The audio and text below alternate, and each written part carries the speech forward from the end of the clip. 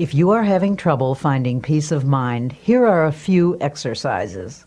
1. Every day, put aside 15 minutes for yourself when you can find absolute silence. Go alone into a quiet place and sit or lie down. Think as little as possible. Allow the silence to open you up to feelings of harmony and beauty. 2. From time to time during the day, practice concentrating on a selected series of peaceful thoughts. Think of your past as a painting from which you can choose the most serene moments you have ever experienced. Allow your mind to dwell in those scenes until you feel you are present in that place and absorbing its tranquility. 3. Practice the technique of repeating beautiful words out loud. Words have profound powers of suggestion, and there is healing in the very saying of them. 4. The words of the Bible are especially therapeutic. Drop them into your mind, allowing them to dissolve in your consciousness, replacing negative thoughts.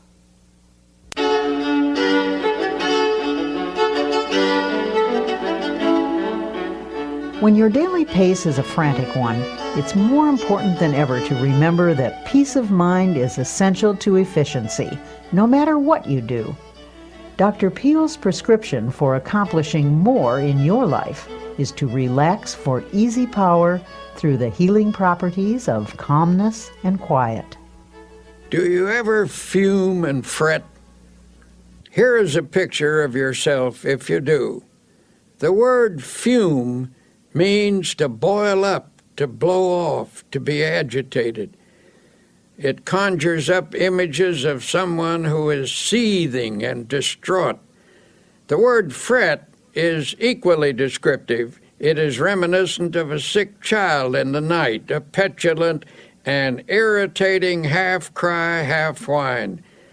To fret is a term usually used when talking about children, but unfortunately it frequently describes the emotional reaction of many adults. The Bible advises us to fret not thyself. This is sound advice for people of our time.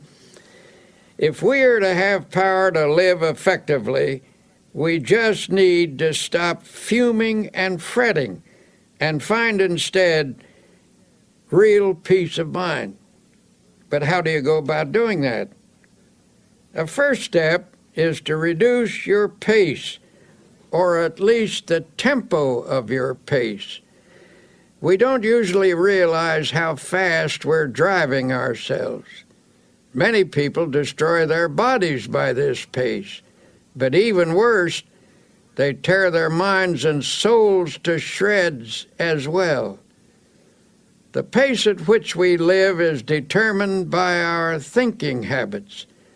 It's possible for someone to live a quiet, physical existence and yet maintain a fast tempo emotionally.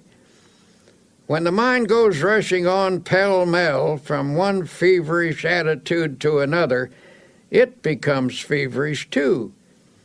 This overstimulation produces fatigue, frustration, and emotional illness. And if this effect is so physically and emotionally pronounced, imagine what it does to that deep inner essence of the personality known as the soul.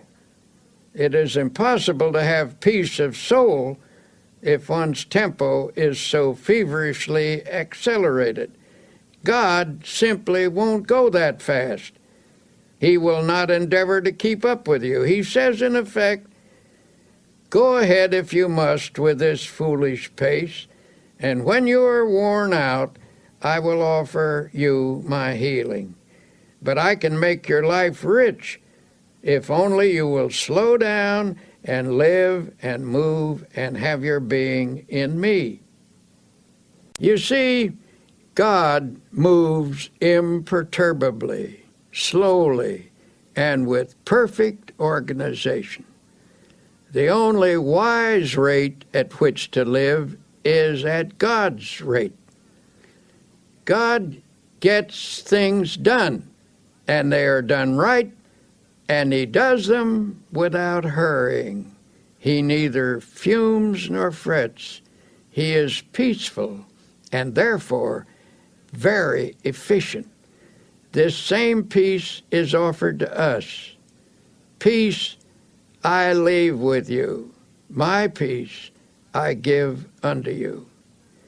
Sometimes I wonder if this generation isn't so accustomed to tension and noise that many aren't comfortable without it. The deep quietness of woods and valleys, so well known to our forefathers, is almost an alien state to them. It seems that the tempo of their lives doesn't allow them to draw upon the marvelous sources of peace and quietness that the physical world offers. One summer afternoon, my wife and I went for a long walk in the woods. We were stopping at a beautiful lake mountain house, which is set in one of the finest natural parks in this country, 7,500 acres of virgin mountainside, in the middle of which is a lake that is set like a gem in the forest. Here you come out of the deep woods onto some noble promontory and rest your eyes on great valleys set among hills, rock-ribbed and ancient as the sun. These woods, mountains, and valleys constitute what ought to be a sure retreat from every confusion in this world. On this afternoon as we walked, there was a mixture of summer showers and sunlit hours. We were drenched and started to fret about it a bit because it took the press out of our clothes. Then we told each other that it doesn't hurt a human being to get drenched with clean rainwater, that the rain feels cool and fresh on one's face, and that you can always sit in the sun and dry yourself out. So we walked under the trees and talked, and then fell silent. We were listening deeply to the quietness. In a strict sense, the woods are never still. There is tremendous activity always in the process. But on this beautiful afternoon, nature's sounds were quiet, harmonious. Nature was laying its hand of healing quietness upon us, and we could actually feel the tension being drawn off. Just as we were falling under this spell, the faint sounds of something passing for music came to us.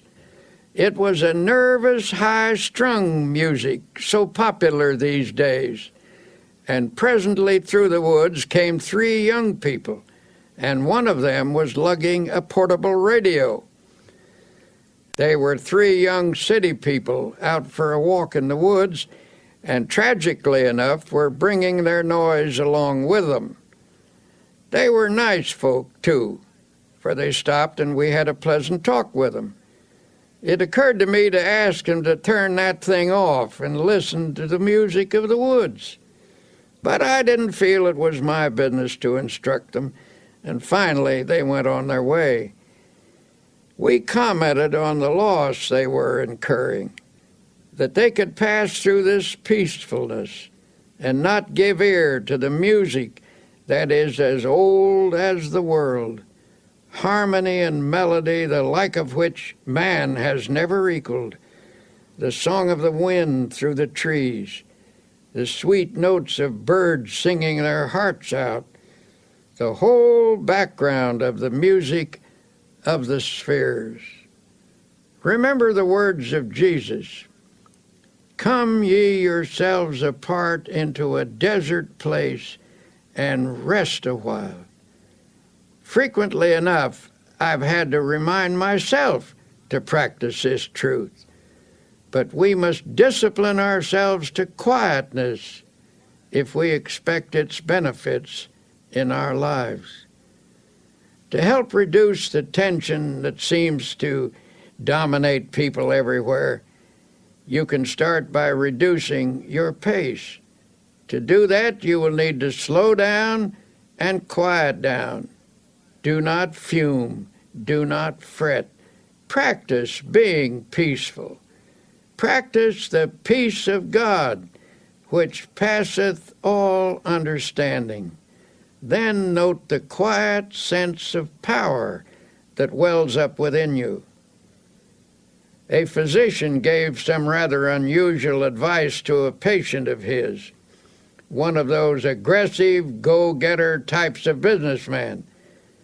This man had been telling him that he takes his briefcase home with him every night, packed with important work that must get done right away. When the doctor asked if someone else couldn't help him with it, the man snapped, "Nope, I'm the only one who can do it. Everything depends on me." The doctor asked, "If I write a prescription, will you follow it?" This, believe it or not, was the prescription. His patient was to take off 2 hours every working day and go for a long walk. Then he was to take off a half day a week and spend that half day in a cemetery. In astonishment, the patient demanded, "Why should I spend a half day in a cemetery?" "Because," answered the doctor, "I want you to wander around and look at the gravestones of men who are there permanently. I want you to meditate on the fact that many of them are there because they thought, even as you do, that the whole world rested on their shoulders. Meditate on the solemn fact that when you get there permanently, the world will go on just the same. There are times when it is essential to check our headlong pace, and it must be emphasized that the only way to stop is to stop. Believe me, I know personally from experience. I once went to a certain city to give a lecture and was met at the plane by a committee. I was rushed to a bookstore where I had an autographing party, and then to another bookstore where another autographing party was held. Then they rushed me to a luncheon. After rushing through the luncheon, I was rushed to a meeting. After the meeting, I was rushed back to the hotel, where I changed my clothes and was rushed back to a reception, where I met several hundred people and drank 3 glasses of fruit punch. Then I was rushed back to the hotel and told I had 20 minutes to dress for dinner. When I was getting dressed, the phone rang and somebody said, "Hurry, hurry, we must rush down to dinner." Excitedly I chattered, "I will rush right down." I rushed from the room and was so excited that I could scarcely get the key into the lock. Hastily I checked myself to make sure I was completely dressed and rushed toward the elevator. All of a sudden, I stopped. I was out of breath. I asked myself, just what is this all about? What is the meaning of this ceaseless rush? This is ridiculous. Then I declared independence and said, I don't care if I go to dinner or not. I do not care whether I make a speech. I do not have to go to this dinner, and I do not have to give a speech. So deliberately and slowly I walked back to my room and took my time about opening the door. I telephoned the man downstairs and said, if you want to eat, go ahead. If you want to save a place for me, I will be down after a while when I'm good and ready. But I'm not going to rush anymore. So I removed my coat, sat down, took off my shoes, put my feet up on the table, and just sat. Then I opened the Bible and very slowly read aloud the 121st Psalm. I will lift up mine eyes unto the hills, from whence cometh my help. I closed the book and had a little talk with myself, saying, come on now, son. Start living a slower pace and a more relaxed life. And then I affirmed, God is here and his peace is touching me. I don't need anything to eat, I reasoned. I eat too much anyway. Besides, the dinner will probably not be very good, and if I am quiet now, I will give a better speech at 8 o'clock. So I sat there resting and praying for a while. I shall never forget the sense of peace and personal mastery I had when I walked out of that room. I had the glorious feeling of having overcome something, of having taken control of myself emotionally. And when I reached the dining room, the others had just finished the first course. All I missed was the soup, which by general consent was no great loss. This incident was an amazing encounter with the healing presence of Almighty God. I gained this experience simply by stopping, by quietly reading the Bible, by sincerely praying, and by thinking some peaceful thoughts for a few moments. To attain emotional control, the daily practice of healing techniques is essential. Emotional control cannot be gained in any magical or easy way. The only sure method is by working at it regularly and by developing creative faith. To develop a calm control, it is necessary to think calmness. For as I've said before, the body responds sensitively to the type of thoughts that pass through the mind. It is also true that the mind can be quieted by first making the body quiet. Don't pace the floor. Don't wring your hands. Don't pound or shout or argue or walk up and down. Don't let yourself get worked up into a dither. I was once in a meeting where a discussion was going on which finally became rather bitter. Tempers were getting frayed, and some of the participants were decidedly on edge. Sharp remarks were exchanged. Suddenly one man got up, took off his coat, opened his collar, and lay down on a couch. Everyone was astonished, and someone asked if he felt ill. "No," he said, "I feel fine. But I'm beginning to get mad. And I have learned that it is difficult to get mad lying down." We all laughed and the tension was broken. So I urge you to slow down. For whatever you really want will be there when you arrive if you work toward it without stress, without pressing. If proceeding under God's guidance and in His smooth and unhurried tempo it is not there, then it was not supposed to be there. If you miss it, perhaps you should have missed it. Try to develop a normal, natural, God-ordered pace. Practice and preserve mental quiet.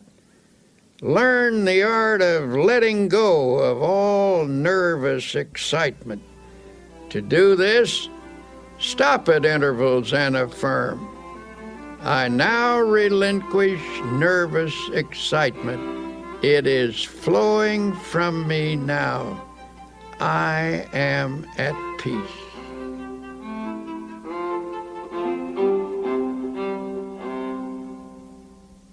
If you have a tendency to fume and fret, here are some exercises that can help you achieve a more peaceful inner tempo.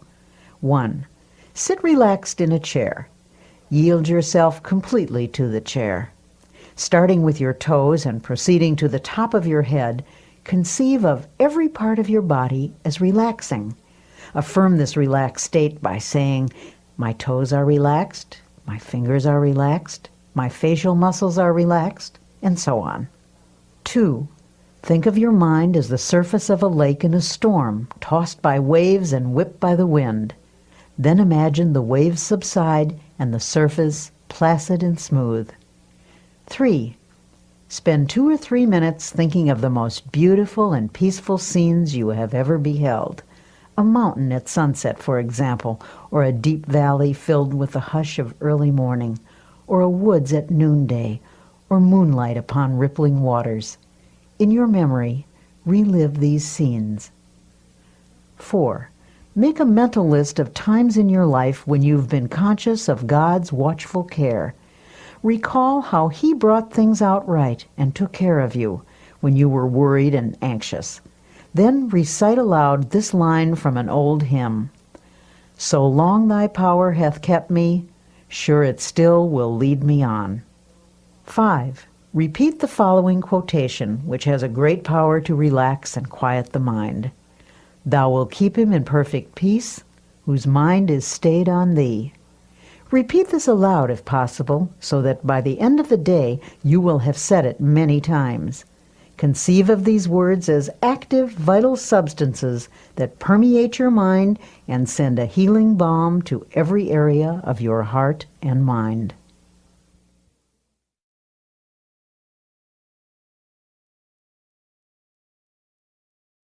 The connection between the mind and the body is a subtle but powerful one. Emotional turmoil can sap your energy, reduce your efficiency, cause poor health, and of course, steal your chances for happiness. Here's Dr. Peale with some thoughts on reversing this process and restoring your vitality. A physician I know says many of his patients have nothing wrong with them except their thoughts. He has a favorite prescription for some of them, and it's a verse from the Bible, no less. It reads, "Be ye transformed by the renewing of your mind."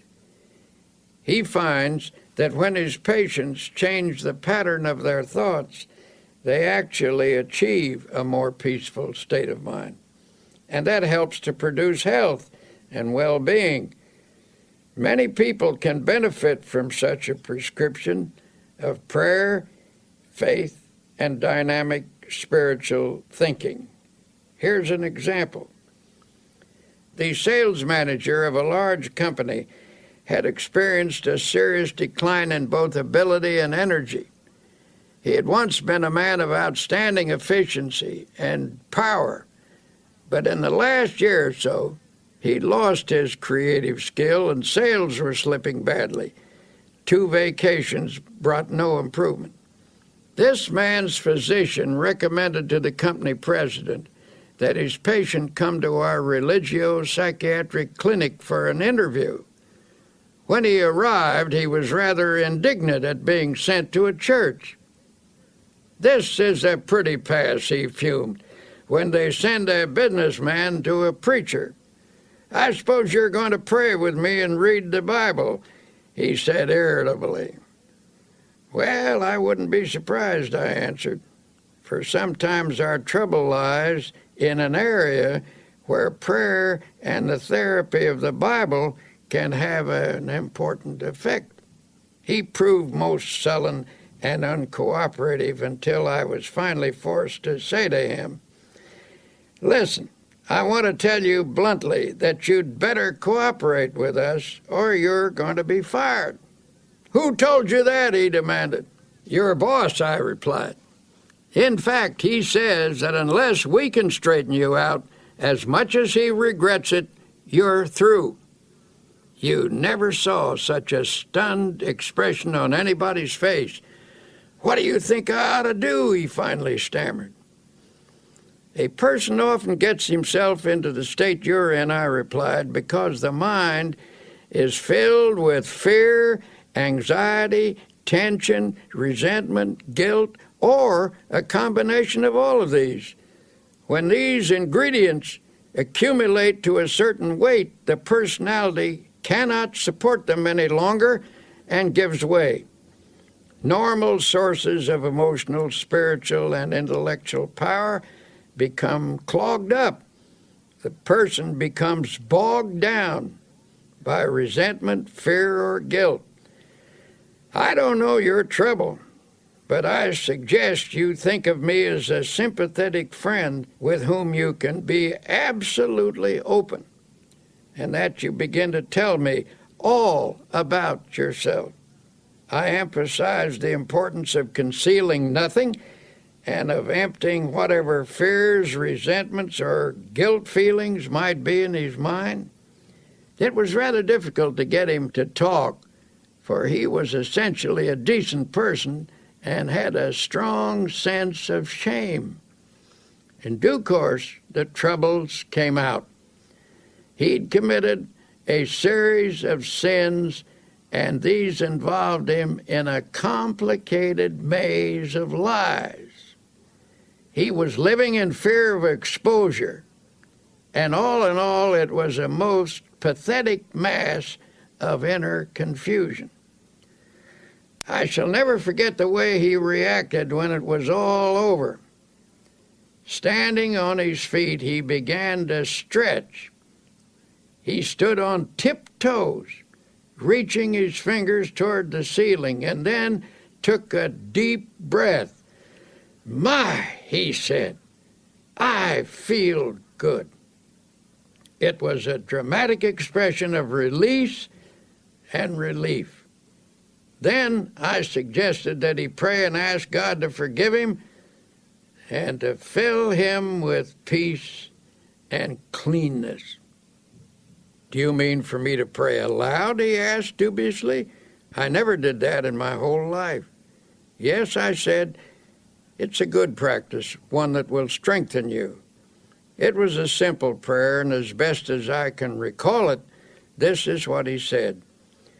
"Dear Lord, I've been an unclean man, and I'm sorry for the wrong I have done. I've poured it all out to my friend here. I now ask you to forgive me and to fill me with peace. Also, make me strong so that I will never repeat these actions. Help me to be clean again, and better, lots better." He went back to his office that very day. Nothing was ever said to him, and it did not need to be, for soon he got back into stride and regained his position as one of the best sales managers in his city. Later, I met his president, who said, "I don't know what you did to Bill, but now he certainly is a ball of fire." "It wasn't me," I replied. "God did it." Every thoughtful person who has ever considered the matter realizes that doctors are right when they tell us that grudges, resentment, jealousy, vindictiveness, hate, and so on are attitudes that produce poor health. The effects of anger are among the worst. Have a fit of anger and experience for yourself that sinking feeling in the pit of your stomach, that sense of sickness. Chemical reactions in the body are set up by emotional outbursts, which in turn result in feelings of ill health. Should these continue, either violently or in a simmering state, over a period of time, the general condition of the body will deteriorate. Violent negative emotions place great strain upon the heart. One doctor describes how common it is for a person's blood pressure to jump 60 points almost instantly in response to an outburst of anger. A colleague of his suffered from a heart condition and knew that he was at the mercy of anyone who could annoy him. His death, in fact, resulted from a heart attack caused by a fit of anger when he forgot to discipline himself. This doctor suggests, whenever a problem starts to vex you or you begin to get angry, let yourself go limp all over. This will dissipate your inner turmoil. In a speech to the American College of Physicians, Dr. Edward Weiss of Temple University Medical School stated that emotions and feelings are quite as real as germs and no less respectable in their power. The pain and suffering of diseases caused primarily by the emotions are no more imaginary than those caused by bacteria. For example, chronic victims of pains and aches in the muscles and joints may be suffering from nursing a smoldering grudge against someone, possibly close to them. And usually a patient is completely unconscious of his own role in developing the disease. Such persons are often suffering from a disorder of their feelings, often linked to a marital or parent-child problem. I was once told about a woman who came to her doctor complaining that her hands kept breaking out, a problem which was diagnosed as eczema. This doctor encouraged his patient to talk about herself. It turned out that she was a very rigid, unhappy person, and he encouraged her to see a psychiatrist for help. The psychiatrist saw at once that there was some irritating situation in her life that she was translating outwardly in the form of a skin rash. Thus, she was taking out on her own body the urge to scratch something or someone. The doctor finally put it to her bluntly. "What's eating you? You're peeved at something, aren't you?" He reported that she stiffened up like a ramrod and marched right out of the office, so he knew he'd been on target. A few days later, she came back. Due to the agony of the eczema, she was ready to let him help her, even if it meant she had to give up a hatred. It turned out to be a family argument about a will. This woman felt she'd been unfairly treated by a younger brother. When she got rid of her hostility and made up with her brother, the eczema vanished within 24 hours. Such cases go on and on.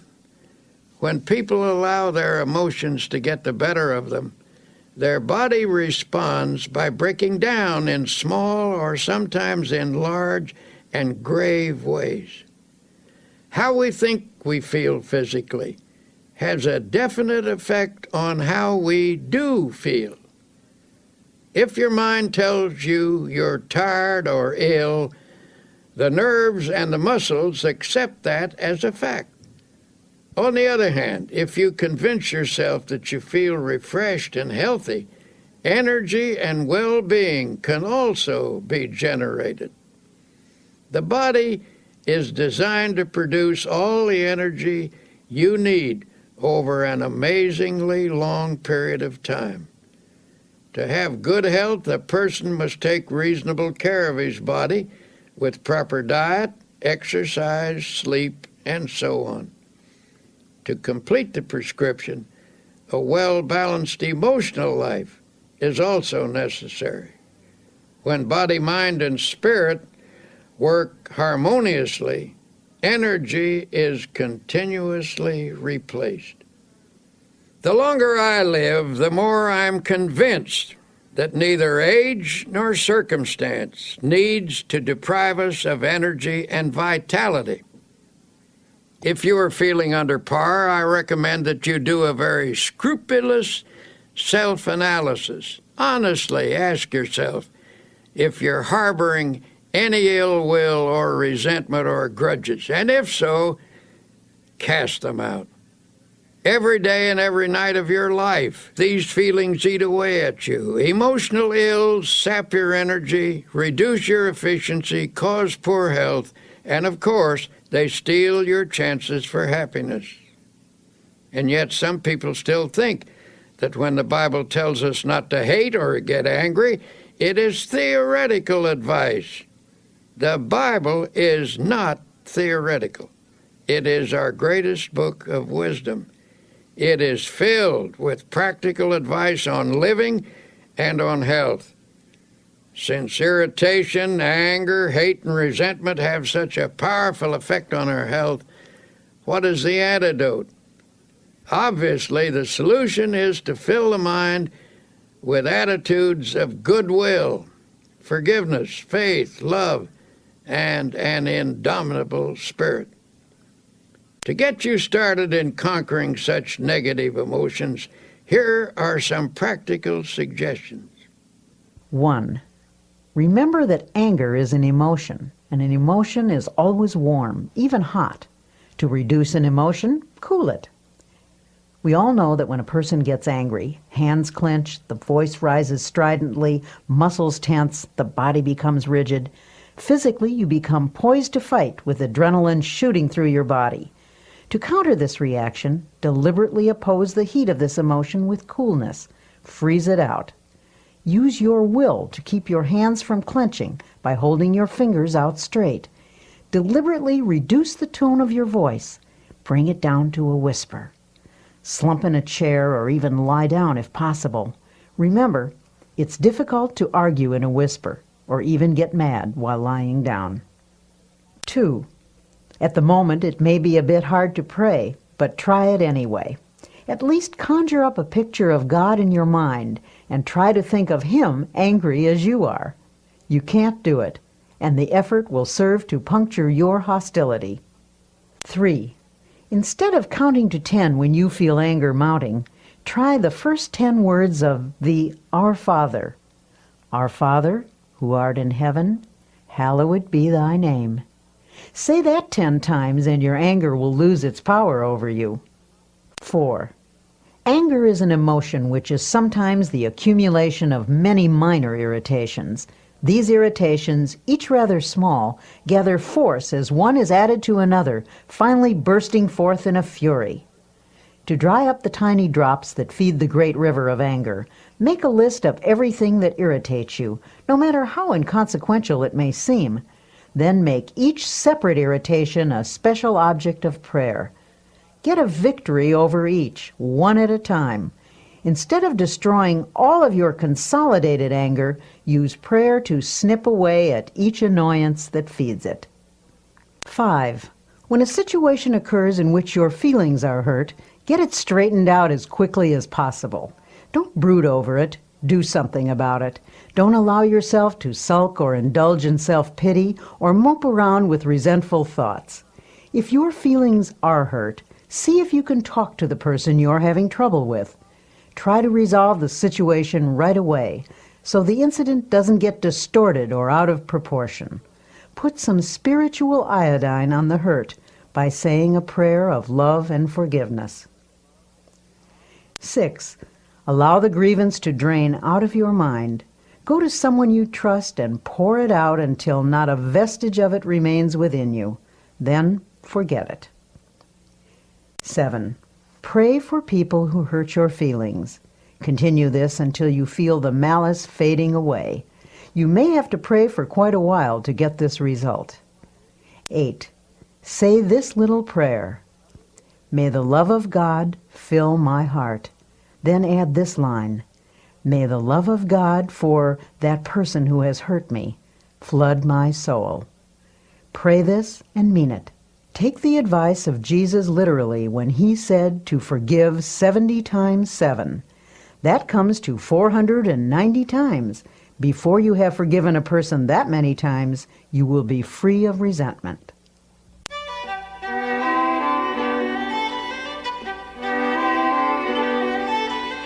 Worry can have a devastating effect on your physical and emotional health. It stifles the flow of creative power and cripples the ability to act with confidence and clarity. But there is a remedy for overcoming fear. Here is Dr. Peale. Reduced to its simplest form, what is worry? Basically, worry is an unhealthy and destructive mental habit. But if you're a worrier, you weren't born with the habit. You acquired it. And like any habit or acquired attitude, you can cast worry from your mind. A famous psychiatrist asserts that anxiety is the great modern plague. Professionals tell us that fear is the most disintegrating enemy of the human personality, that worry is the most subtle and destructive of all human diseases, that thousands of people are ill because of dammed-up anxiety. Because these sufferers are unable to expel their anxieties, they've turned their problems inward, causing many forms of ill health. The destructive quality of worry is indicated by the word itself, which is derived from an old Anglo-Saxon word meaning to choke. If someone were to put his fingers around your throat and press hard, cutting off the flow of air and blood, it would be a dramatic demonstration of what you do to yourself by long-held and habitual worry. The worrier, so it seems, is not likely to live as long as the person who learns to overcome his worries. A study of some 450 people who lived to be 100 years of age found that the following reasons contributed to their long and contented lives. 1, they kept busy. 2, they used moderation in all things. 3, they ate lightly and simply. 4, they got a great deal of fun out of life. 5, they were early to bed and early to rise. 6, they were free from worry and fear, especially the fear of death. 7, they had serene minds and faith in God. Have you ever heard a person say, "I'm almost sick with worry," and then add with a laugh, "But I guess worry never really makes you ill"? But that is where they are wrong. Worry can make you ill. The problem is we worry not only with our minds, but with our hearts, brains, and every other part of ourselves. No matter what the cause of worry and fear, its effect can be noted in the cells, tissues, and organs. But don't be discouraged. There is a remedy that will bring you sure relief. You can overcome your worries. The first step is simply believing you can. For whatever you believe you can do, with God's help, you can do. Here then is a practical procedure which will help to eliminate abnormal worry from your daily life. Practice emptying the mind daily. This is a suggestion I will repeat over and over again, for it is of utmost importance. To avoid retaining worries in your mind while you sleep, this mental catharsis should be done preferably before retiring at night. The last 5 minutes before going to sleep are of extraordinary importance, for in that brief period the mind is most receptive to suggestion. It tends to absorb the last ideas that are entertained in the waking state. Then while you sleep, thoughts sink into the subconscious. This process of mind letting is important in overcoming worry because fearful thoughts can clog the mind and impede the flow of mental and spiritual power. But if such thoughts are eliminated daily, they will not accumulate. To help drain away these thoughts, you might use a process of creative imagination, in which you conceive of yourself as actually emptying your mind of all anxiety and fear. Think of the remarkable imaginative skill of small children. Watch how they respond to the game of kissing away a hurt. Imagination is not simply the use of fantasy. The word imagination comes from the idea of imaging, that is, creating images in our mind. Imagineering is the use of mental images to build factual results, and it is an astonishingly effective procedure. What you create with your imagination, whether it is an image of fear or of release from fear, may ultimately become a fact if it is held in your mind with sufficient faith. Here's one method you might use. Picture all your worry thoughts flowing out from you in the same way that water flows from a basin by removing the stopper. During this visualization, repeat the following affirmation. With God's help, I am now emptying my mind of all anxiety, all fear, all sense of insecurity. Repeat this slowly 5 times. Then add, I believe that my mind is now emptied of all anxiety, all fear, all sense of insecurity. Repeat the statement 5 times while holding a mental picture of your mind as being emptied. Then thank God for thus freeing you from fear, and then go to sleep. When you're beginning the curative process, use this method mid-morning and mid-afternoon as well as bedtime. Go into some quiet place for 5 minutes for this purpose. Do this faithfully, and you will soon know its beneficial results. In due course, this thinking will drive out worry. I cannot emphasize enough the importance of freeing your mind from worry and fear. Fear something over a long period of time, and there is a real possibility that you may actually help bring it to pass. The Bible contains a line which is one of the most terrible statements ever made, terrible in its truth. It's this, for the thing which I greatly feared is come upon me. Of course it will. For if you fear something continuously, you tend to create conditions in your mind that encourage its development. Faith is the one power against which fear cannot stand. Master faith, and you will automatically master fear. As the Bible also suggests, that which I have greatly believed has come upon me. In many different ways, the Bible tells us that if we have faith, nothing is impossible. So if you shift your mind from fear to faith, you will stop creating the object of your fear and will instead create the object of your faith. In the campaign against the worry habit, here's a useful strategy. The vast tree of worry which has grown up in your personality over long years can best be handled by making it as small as possible. First, snip off the little worries and expressions of worry. For example, reduce the number of worry words in your conversation.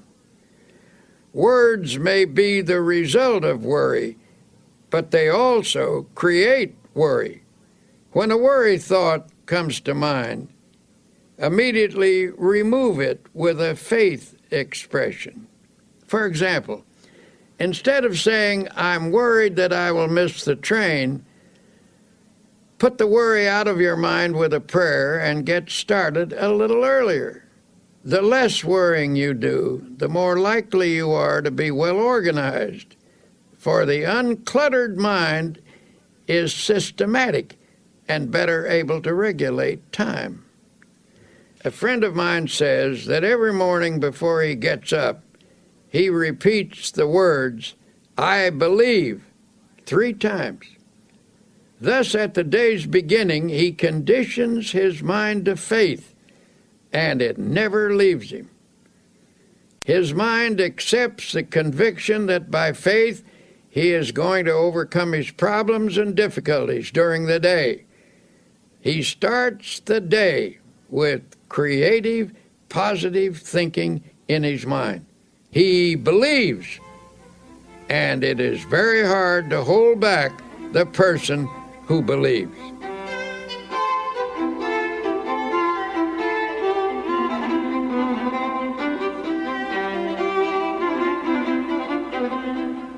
Many people fail to overcome troubles such as worry because they allow a problem to seem complicated.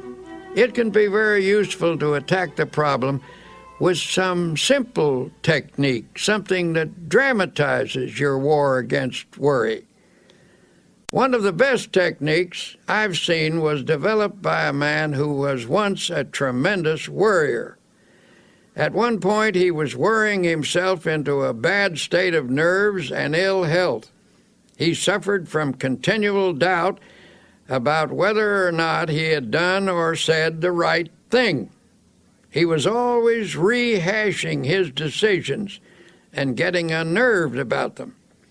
I suggested that he ought to work out some simple method that would help him drop the day completely when it was over and go ahead into the future. One day I noticed that his state of mind was improving, and I commented on it. "Oh, yes," he said, "I finally got the secret, and it has worked amazingly well." He asked me to drop into his office sometime during the close of the day, and he would show me how he had broken the worry habit. One evening I did, and he explained that he'd worked out a little ritual to perform every night before leaving his office. We picked up our hats and coats and started toward the door. By the door stood a wastebasket, and above it on the wall was a calendar. You could see only one date at a time, and that date was in large print. He said, "Now I will perform my evening ritual, the one that has helped me break the worry habit." He reached up and tore off the calendar page for that day. He rolled it into a small ball, and I watched with fascination as his fingers slowly opened and he dropped that day into the wastebasket. He then closed his eyes and his lips moved. Upon finishing his prayer, he said, "Amen. Okay, the day is over. Come on, let's go out and enjoy ourselves." As we walked down the street, I asked, "Would you mind telling me what you said in that prayer?" He laughed and said, "I don't think it is your kind of prayer." "Well, I pray something like this: Lord, you gave me this day. I didn't ask for it, but I was glad to have it. I did the best I could with it, and you helped me, and I thank you. I made some mistakes. That was when I didn't follow your advice, and I'm sorry about that. Forgive me. But I had some victories and some successes too, and I'm very grateful for your guidance. But now, Lord, mistakes or successes, victories or defeats, the day is over, and I'm through with it. So I'm giving it back to you. Amen." Well, perhaps that isn't an orthodox prayer, but it certainly proved to be an effective one. He dramatized the finishing of the day, and he set his face to the future, expecting to do better tomorrow. When the day is over, God blacks it out by bringing down the curtain of night. This man cooperated with God's method, and his past mistakes and failures gradually lost their hold on him. He was released from the worries that accumulated from his yesterdays. His anti-worry formula is also described in these words from the Bible: "But this one thing I do, forgetting those things which are behind, and reaching forth unto those things which are before, I press toward the mark for the prize of the high calling of God in Christ Jesus."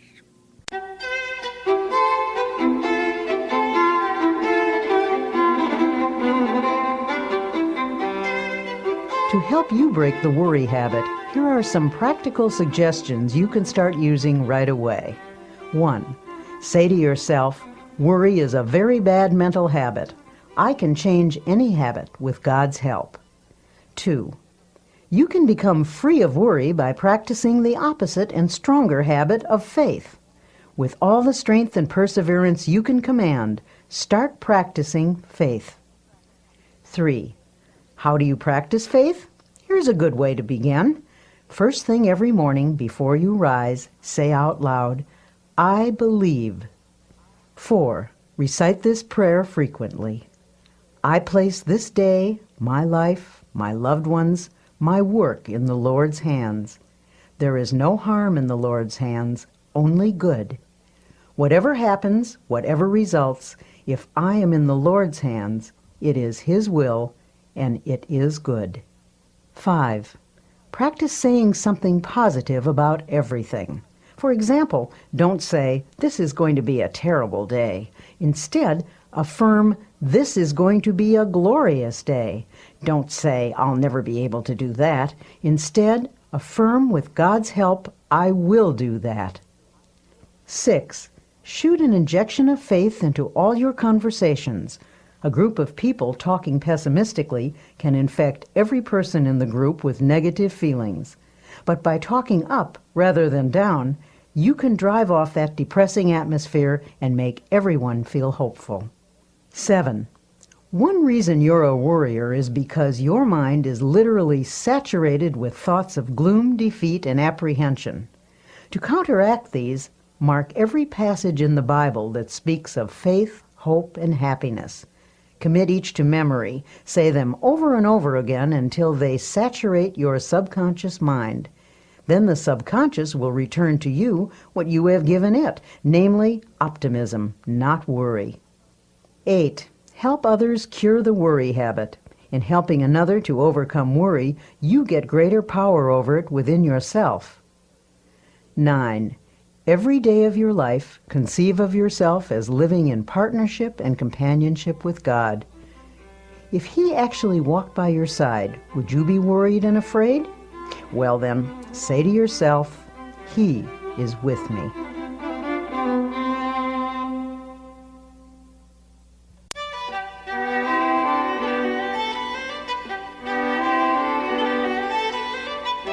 For most people, happiness is perhaps the most precious commodity in the world, and yet, all too often, it eludes us. In this segment called Create Your Own Happiness, you'll discover why happiness is really a state of mind.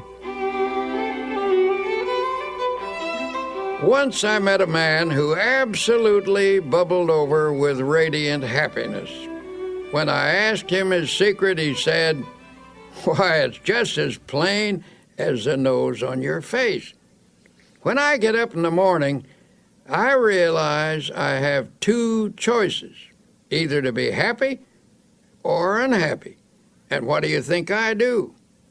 I just choose to be happy, and that's all there is to it." Now, that may seem a superficial response, but I recall that Abraham Lincoln, who nobody could accuse of being superficial, said that people were just about as happy as they made their minds up to be.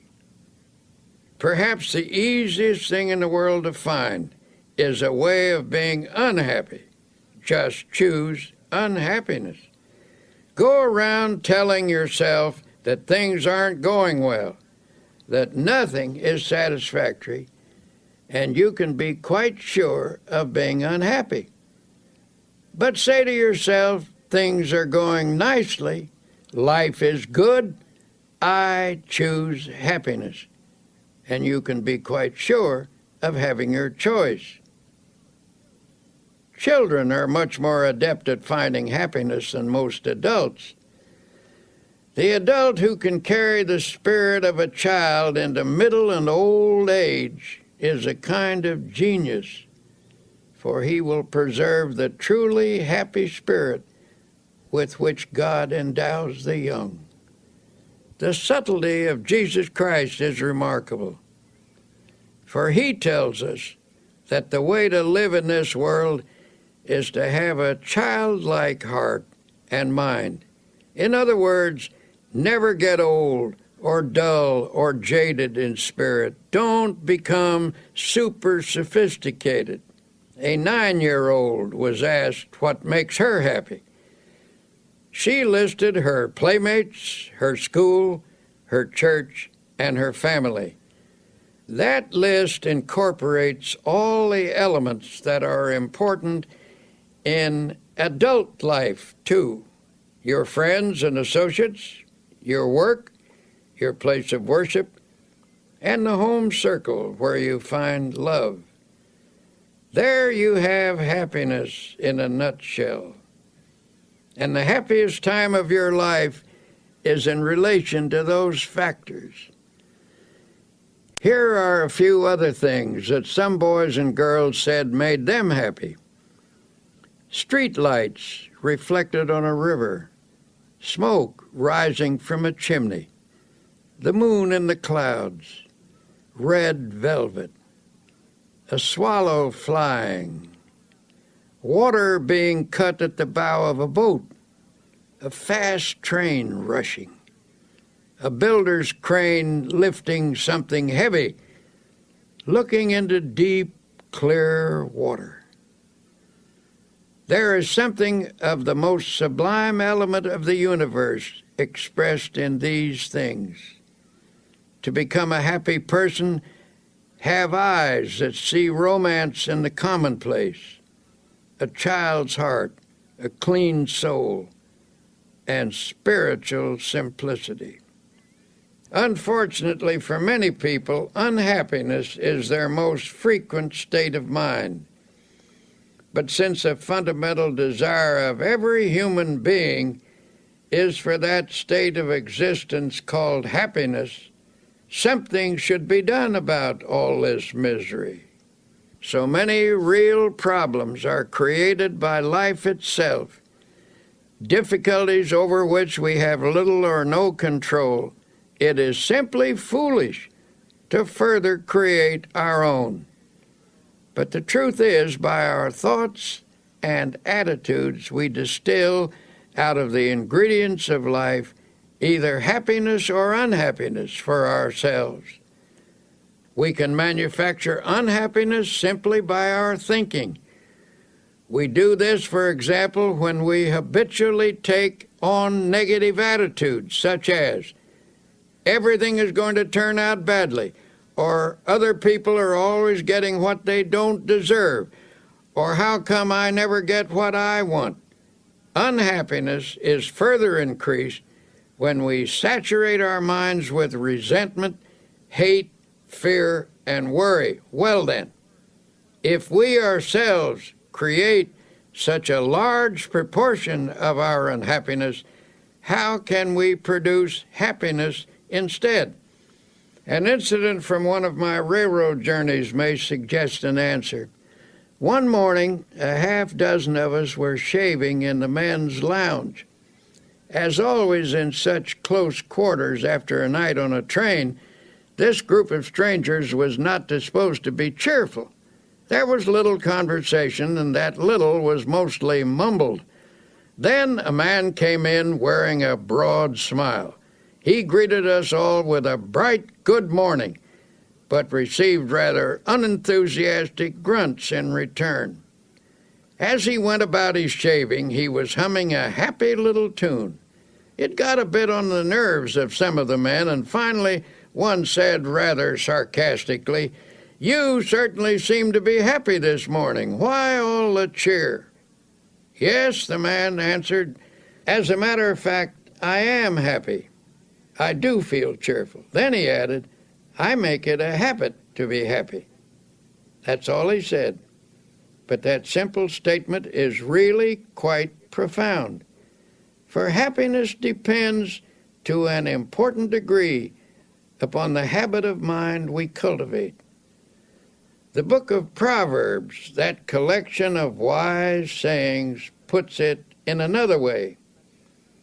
He that is of a merry heart hath a continual feast. Out of the happiness habit comes a happy life.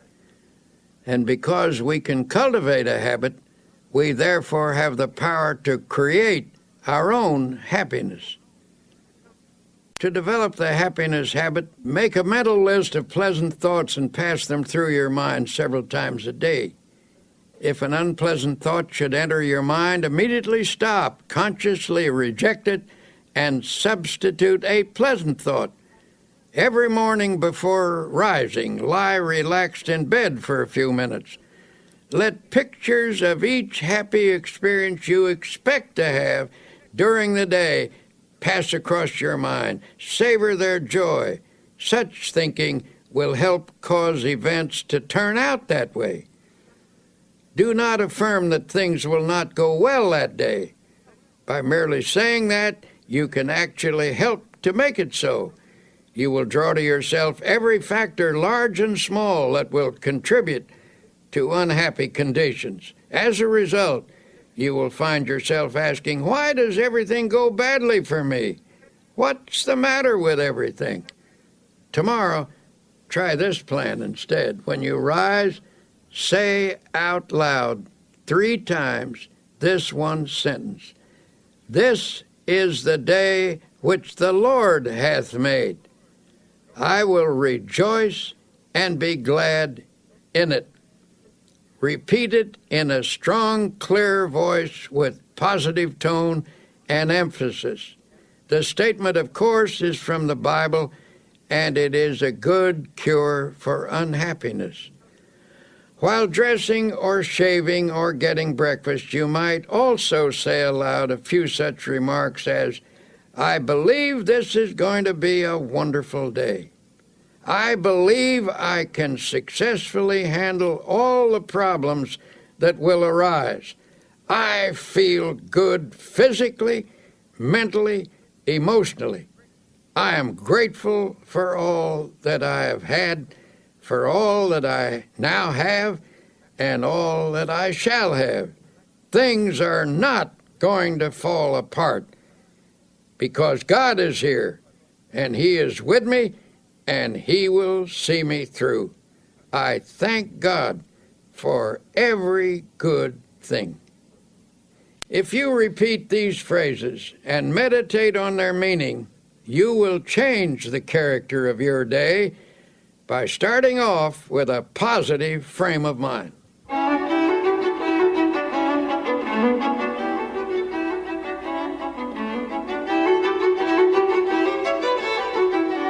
And yet it is not enough to practice even such important techniques as these unless throughout the day you also base your actions upon fundamental principles of happy living. One of the most simple and basic of such principles is that of human love and goodwill. One man who truly knew happiness was a friend of mine named Ralston Young, who was once famous as Red Cap number 42 in New York City's Grand Central Station. This man carried bags for a living, but his real job was living the Spirit of Christ. As he carried a person's suitcase, he tried to share a little Christian fellowship. He carefully watched a customer to see if there was any way he could give them more courage and hope. One day he was asked to take an elderly lady down to her train. As he wheeled her into an elevator, he noticed there were tears in her eyes. He asked the Lord how he could help her, and the Lord gave him an idea. As he wheeled her off the elevator, he said with a smile, "Ma'am, if you don't mind my saying so, that is a mighty pretty hat you're wearing." She looked up at him and said, "Why, thank you.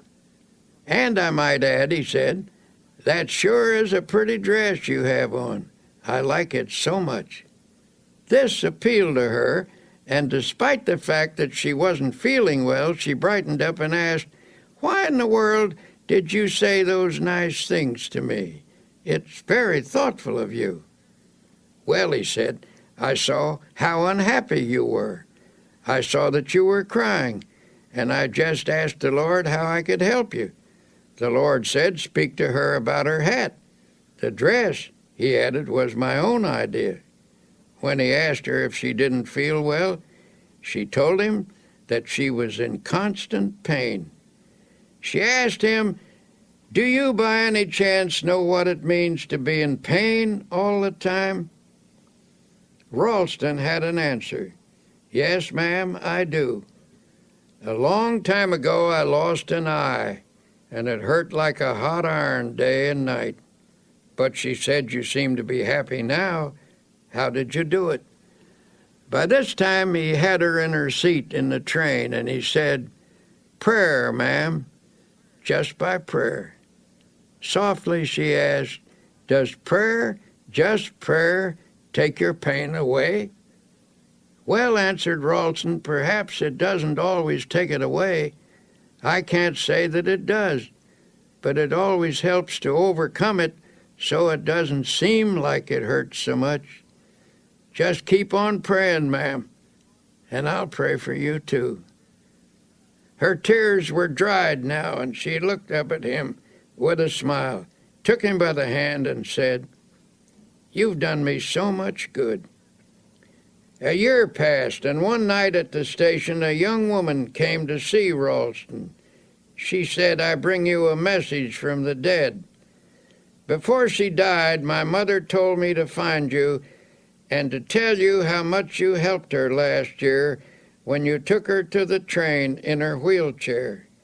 She will always remember you, even in eternity, for you were so kind and loving and understanding. Then the young woman burst into tears and sobbed in her grief. Ralston stood quietly watching her. Then he said, don't cry, Missy, don't cry. You shouldn't cry. Give a prayer of thanksgiving instead. She was surprised by this response, and Ralston went on, why, because many people have become orphans much younger than you. You had your mother a long, long time, and besides, you still have her. You will see her again. She is near to you now, and she always will be near to you. Maybe she is with us right now, the two of us, as we talk. The sobs ended, and the tears dried. Ralston's kindness had the same effect on the daughter as it had on the mother. In this huge station with thousands of people passing by, the two of them felt the presence of the Divine One, he who inspired this redcap to go around in this way, spreading love. As Tolstoy said, where love is, God is, and we might add, where God and love are, there is happiness. So a fundamental principle in creating happiness is just to practice love. In my travels about the country, I have been fortunate to encounter an increasing number of genuinely happy individuals. These are people who have been practicing the kinds of techniques I am describing to you. Recently, after finishing a lecture, a big, strapping, fine-looking man invited me to a party. Well, I must admit, from the way he described it, it didn't sound at all like my kind of party. I was hesitant, afraid I might cramp everyone's style, so I began to make excuses. Oh, don't worry, he said. This is your kind of party. You'll get the kick of your life out of it. So I went along with my buoyant friend, and he introduced me to a large group of joyous and exuberant people. I looked around for a bar, but there wasn't any. When I remarked that these people must have stopped somewhere before coming here, my host was shocked. Stopped somewhere? Why, don't you understand? These people have got the spirit all right, but not the kind of spirit you're thinking of. I'm surprised at you. Don't you realize what makes this crowd happy? It's so simple. They've found God as a living, vital, honest-to-goodness reality. Yes, they've got the spirit all right, but it isn't the kind that you get out of a bottle. They've got the spirit in their hearts. Then I saw what he meant. This wasn't a crowd of pious, stodgy people. Some were leaders of that town, business people, lawyers, doctors, teachers, and a lot of simpler folk besides. And they were having a wonderful time talking about God and doing it in the most natural manner imaginable. They were telling one another about the changes that had occurred in their lives through spiritual power. Those who have the naive notion that you can't laugh and be light-hearted when you're religious should have been in on that party. Well, I left that evening with a Bible verse running through my mind. In him was life, and the life was the light of men. That was the light that I saw on the faces of those happy people, an inner light reflected outwardly on their faces, and it came from an effervescent spiritual something that they had taken into themselves. Life means vitality, and these people obviously were getting their vitality from God. Through faith in God and in themselves, they had found the power that creates confidence and happiness. If you want to create a little more happiness in your life, here are a few ideas. 1. Remember it is primarily your thoughts and attitudes that determine how happy you are. Never allow resentment, hate, fear, or worry to dominate your thoughts. 2. Make it a habit to be happy. You can cultivate this habit, so you do have a choice. As the book of Proverbs says, "He that is of a merry heart hath a continual feast." 3. Practice happy thinking. Make a mental list of pleasant thoughts and pass them through your mind several times each day. If an unpleasant thought should enter your mind, immediately stop, consciously reject it, and substitute a pleasant one. 4. Each day when you arise, say this one sentence out loud. "This is the day which the Lord hath made. I will rejoice and be glad in it."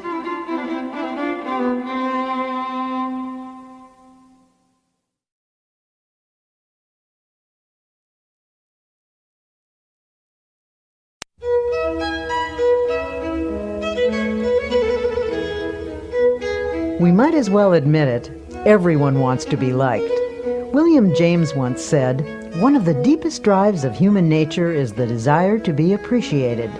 The longing to be liked, to be held in esteem, to be a person whom others seek out is fundamental in all of us." On this side, you'll discover how to enjoy easy, natural, and pleasing relationships with others, how to be somebody you'd like to know. A poll was taken among some high school students, asking them what they most desired. By overwhelming majority, the students answered that they wanted to be popular. Older people have this same urge. Indeed, it is doubtful if anyone ever outlives the desire to be highly regarded or to have the affection of friends and associates. The feeling of not being wanted or needed is one of the most devastating of all human emotions. Being needed by others is absolutely necessary for emotional stability and happiness. Yet it is sad to realize how many people suffer from a sense of isolation. I was at a luncheon once when a young doctor rushed in to take his place at the table. He looked frazzled as he sat down with a weary sigh. "If only the telephone would stop ringing," he complained. "I can't get anywhere because people call me all the time. I wish I could put a silencer on that phone." An elderly doctor at the table spoke up. "I know how you feel. I used to feel that way myself. But you should be thankful the phone does ring. Be glad people want and need you." Then he added pathetically, "Nobody ever calls me anymore. I would like to hear the telephone ring again. Nobody wants me, and nobody needs me. I'm a has-been."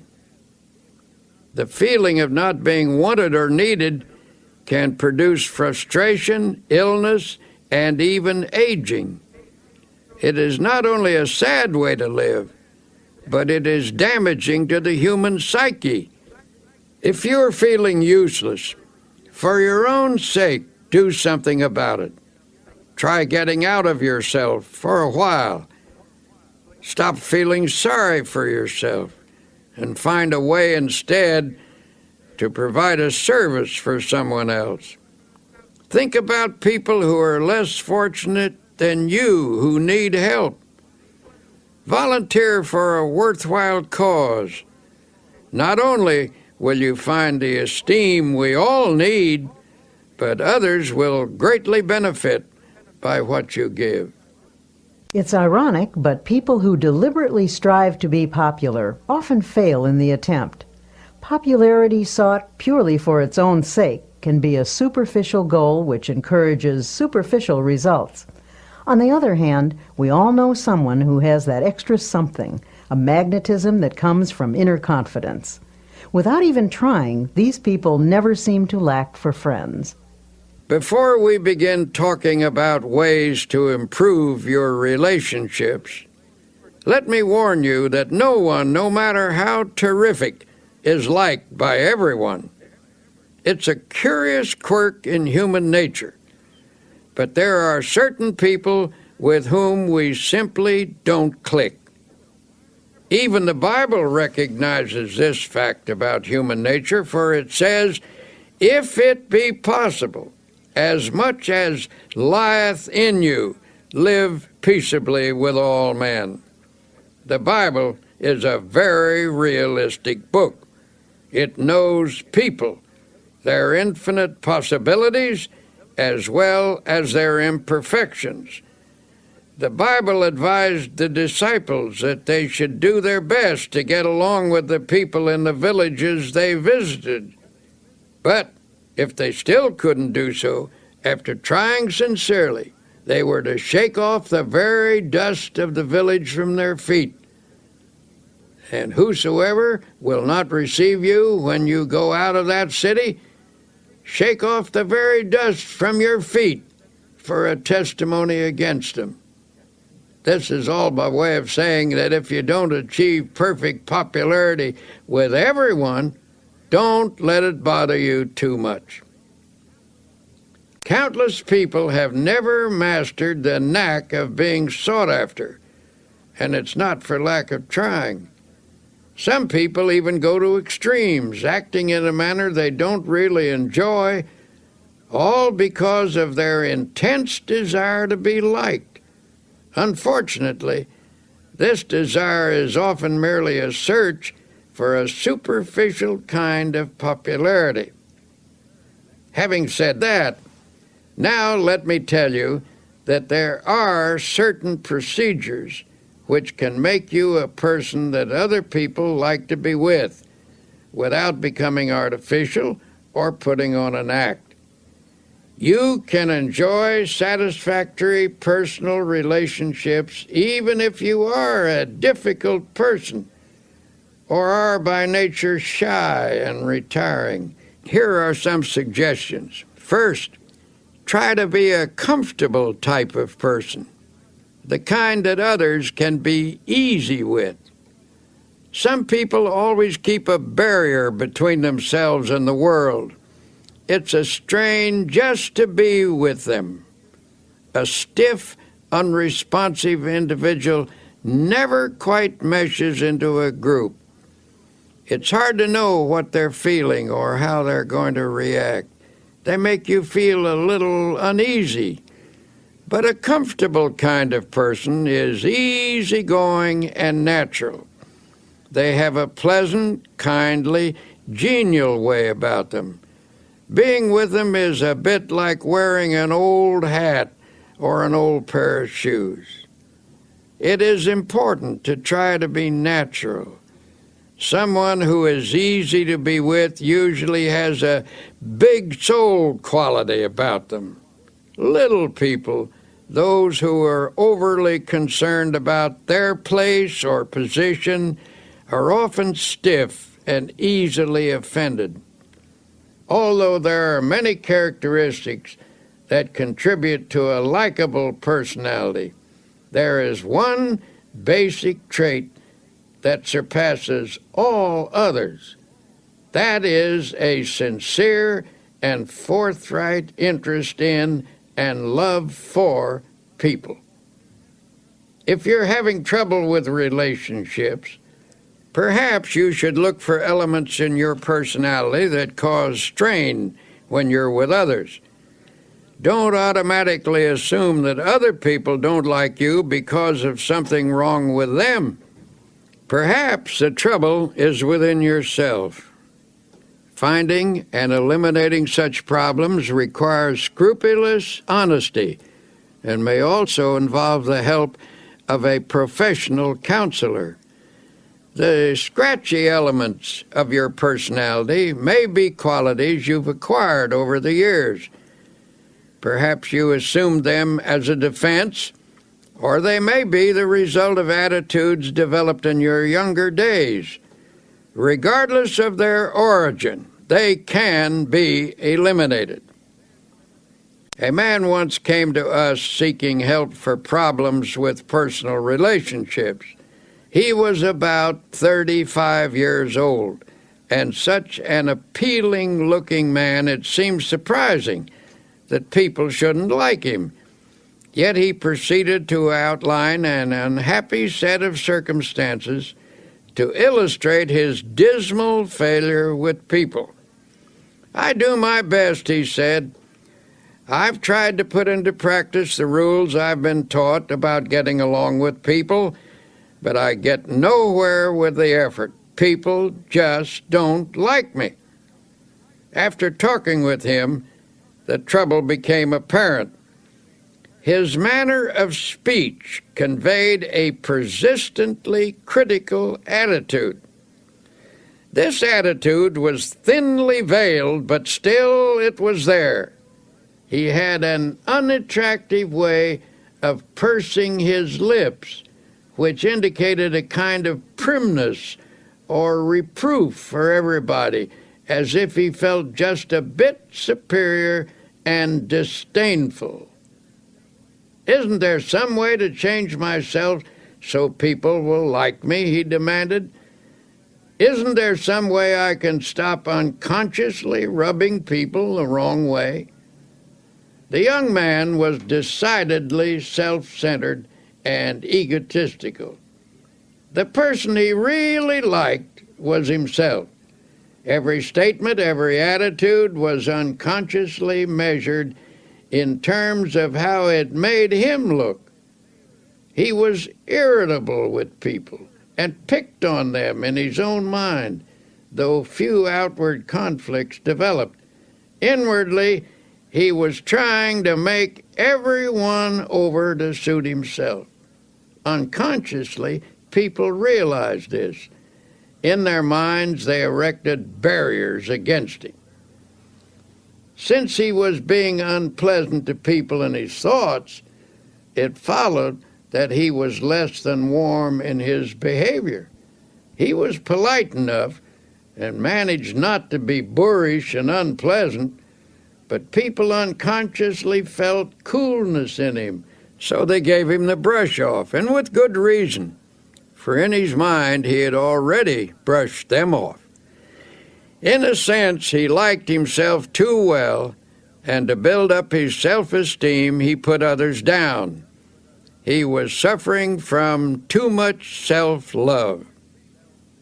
To change his situation, he had to be taught how to love other people and to forget himself, which was, of course, a complete reversal of his habits.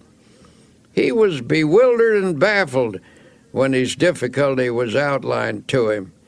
But since he was sincere and meant business, he practiced the suggested techniques for developing love of others in place of extreme self-love. It took some fundamental changes to accomplish this goal, since his egotism was so deeply ingrained. But in the end, he did succeed. One method I suggested was that he make a list of people he had met during the day. For example, the bus driver or the newsboy. Every night before retiring, he was to mentally picture each person on the list, and as he brought each face up before him, he was to think a kindly thought about that person and then pray for them. Each of us has his own world, people we encounter each day or with whom we do business. This man was instructed to pray for those in his own little world. For example, the first person he saw each morning was the elevator man in his apartment house. Normally, he'd say a perfunctory good morning. Now he took the time to have a little chat. He asked the elevator man about his family and about his interests. He found that he had an interesting point of view and some experiences which were quite fascinating. He began to see new values in a person who had previously been a mechanical robot to him. He actually began to like the elevator operator, and in turn, the elevator operator, who had formed a pretty accurate opinion of the young man, began to reverse his views. They established a friendly relationship. So the process went from person to person on his list. One day the young man said, "I've found that the world is filled with interesting people, and I never realized it before." When he made that observation, he proved that he was losing himself. And when he did that, as the Bible so wisely tells us, he found himself. In losing himself, he found himself and lots of new friends besides. People began to like him. Learning to pray for other people is a very important step in this process. When you pray for someone, you tend to lift the relationship to a higher level. The best in other people begins to flow out toward you as your best flows toward them. In the meeting of the best, in each, a higher understanding is established. Essentially, getting people to like you is merely the other side of liking them. One of the most popular men who lived in the United States in this century was the late Will Rogers, and one of the most characteristic statements he ever made was, "I never met a man I didn't like." Now, that may have been a slight exaggeration, but I'm sure Will Rogers didn't think so. That is truly the way he felt about people, and as a result, people opened up to him like flowers to the sun. Another important way to get people to like you is to practice building up their ego. Everyone has a normal desire for feelings of self-importance. If I deflate your ego, and therefore your self-importance, I show my lack of respect for you. Though you may laugh it off, I have indeed wounded you. And while you may exercise charity toward me, unless you are finely developed spiritually, you're not going to like me very much. On the other hand, if I elevate your self-respect and contribute to your feelings of personal worth, I am showing high esteem for your ego. I have helped you to be your best self, and in return, you appreciate my efforts. You are grateful to me. You like me for it. Almost anyone that you help to build up and become a better person will give you his devotion. Build up as many people as you can, but do it sincerely and unselfishly. Do it because you like them and because you recognize their potential. If you do good for people, affection and esteem will flow back to you. Best of all, you will never lack for friends. The basic principles for getting people to like you are simple. Here are 10 practical exercises to help you become someone that you'd like to know. 1. A person's name is very important. When you meet someone, try to remember their name. If you don't, they may feel you're not very interested in them. 2. Be the comfortable sort of person with whom others feel relaxed. Try to make them feel at home with you. 3. Acquire that quality of relaxed easygoingness so that everyday irritations don't ruffle you. 4. Don't be egotistical. Guard against giving the impression that you know it all. 5. Try to be an interesting person. Cultivate interests to keep your mind alive. People enjoy being with someone who is stimulating. 6. Get those scratchy elements out of your personality. If you suspect there may be bothersome traits you're not aware of, get a friend or perhaps a professional to help you. 7. Attempt to heal the misunderstandings you've had with others. Sincerely drain off your grievances. 8. Practice liking people until it comes naturally to you. 9. Never miss an opportunity to say a word of congratulations upon someone's achievement or express sympathy for their sorrow or disappointment. 10. Strengthen your spiritual life. Then offer strength to others that will help them meet life more effectively. Give strength to people, and they will give affection to you.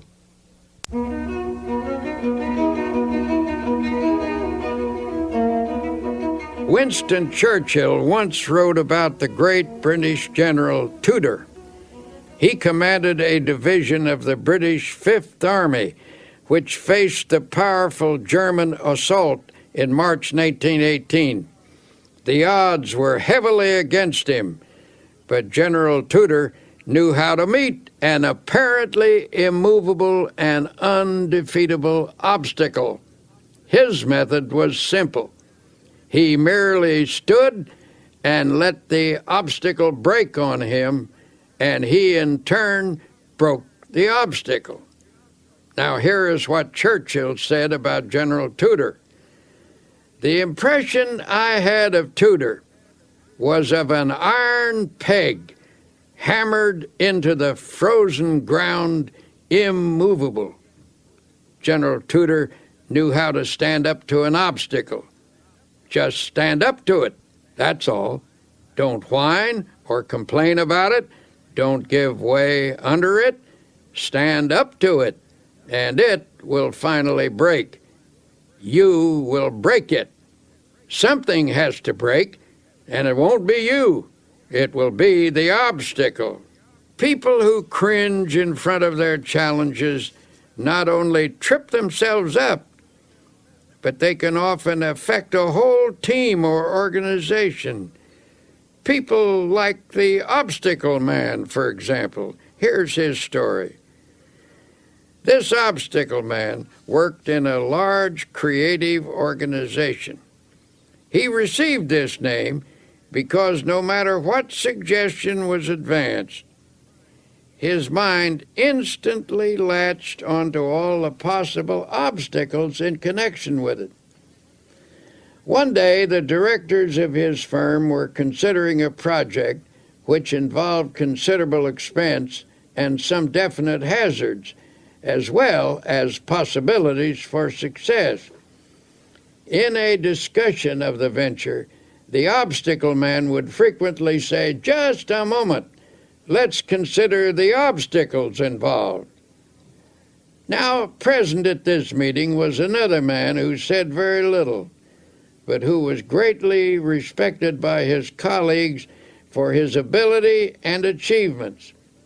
After listening to the obstacle man's litany of objections, he finally asked, "Why do you constantly emphasize the obstacles in this proposition instead of the possibilities?"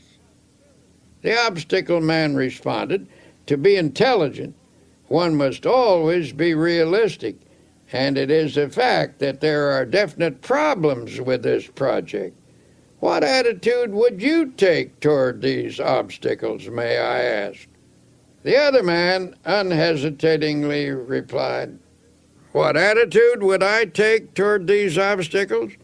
Why, I would just remove them, that's all, and then I would forget them." "But," said the obstacle man, "that's easier said than done. You say you would remove them and forget them. May I ask if you have any technique for doing this that the rest of us have never discovered?" A slow smile came over the face of the other man as he said, "Son, I've spent my entire life removing obstacles, and I never saw one yet that couldn't be removed, provided you had enough faith and guts and were willing to work.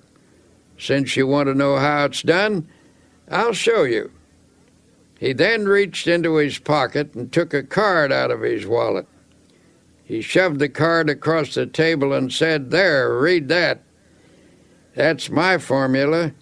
And don't give me a song and dance about how it won't work either. I know better from experience." The obstacle man picked up the card and, with a strange look on his face, read the words to himself. "Read them out loud," urged the other man. In a slow, dubious voice he read, "I can do all things through Christ who strengthens me." The owner of the card put it back in his wallet and said, "I've lived a long time and have faced a lot of difficulties, but there is power in those words, actual power, and with it you can remove any obstacle." He said this with confidence, and everyone knew he meant it. He was, in fact, a remarkable man who had overcome many odds, and his successful track record spoke for itself. His positive attitude, plus the fact that he was not in any sense holier than thou, made his words convincing to the men around the table. At any rate, there was no more negative talk from the obstacle man or anyone else from then on. The project was put into operation, and despite risks and difficulties, it turned out successfully. Think of the winning mentality that sports champions cultivate. When a game seems to be going against them, they can't let discouragement creep in. They can't let negative thoughts dominate, or they will lose the power to win. To be a champion in your own arena, your mental and spiritual resources must be razor sharp with confidence. Now you may say, "But you don't know my circumstances. I'm in a different situation than anybody else, and I'm about as far down as a human being can get." Well, if that's true, and you're down as far as you can get, in that case, congratulations, for you're at the bottom, and the bottom is a wonderful place. The only place you can go from the bottom is up. On the other hand, it's hard to say you're in a situation that no one has ever encountered before. There is no such situation. Practically speaking, there are only a few human stories, and they've all been enacted before.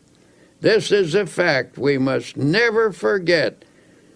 There are people in this world who have overcome every conceivable difficulty, even the most hopeless, even the one in which you now find yourself. There is always a way out. A wise old man was once asked how he overcame the many difficulties of his life. "How do I get through a trouble? Well, first I try to go around it, and if I can't go around it, I try to get under it, and if I can't get under it, I try to go over it, And if I can't go over it, I just plow right through it. Then he added, God and I plow right through it together.